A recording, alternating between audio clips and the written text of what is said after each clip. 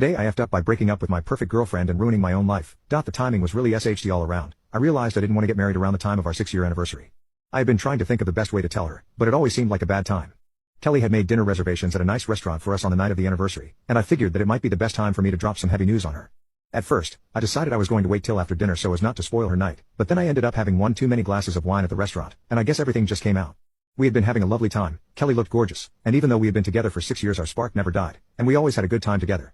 We were both laughing together over something she said when we finally had a quick moment of silence where Kelly was wiping happy tears from her eyes. I thought this might be the best moment, and I told her as much as I loved her, there was something important we needed to talk about. I admit, I didn't get right to the point, I was nervous and a bit intoxicated, so I rambled for a bit about nothing in particular before Kelly asked me to please get to the point.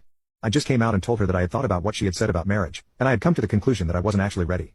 It was incredibly painful to watch her face fall. It was like I had stabbed her in the chest with a butter knife. She looked down at the table, and just asked me why in a quiet voice.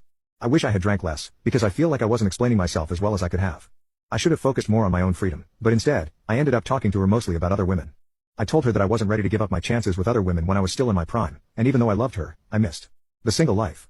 I know it sounds awful, but I was doing my best to communicate honestly with how intoxicated I was. She looked like she was trying her hardest to fight back tears, and she asked me what about her specifically wasn't enough for me. I don't know why I even answered the question, I was acting like such an A.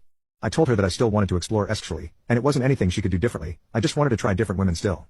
After I said that, Kelly cleared her throat and threw some cash on the table. At this point, a single tear had made it down her cheek, and she looked up at me and said she wouldn't stand in my way if that's what I wanted. Then she just stood up and walked right out of the restaurant. I'll be honest, I know I hadn't gone about the conversation in the best way, but I was still annoyed that she stormed out like that and just abandoned me alone in there. She had driven, and I was left to call my own Uber home. My ride took forever, and by the time I got home, Kelly was nowhere to be found. I checked her location and saw she was at a nearby hotel. Whatever, I figured she was just being a bit emotional. I texted her that I was sorry about tonight, but she could call me tomorrow morning once she was done being dramatic. I went to sleep that night, knowing I had screwed up a bit, but totally ignorant of how drastically my entire life was about to unravel.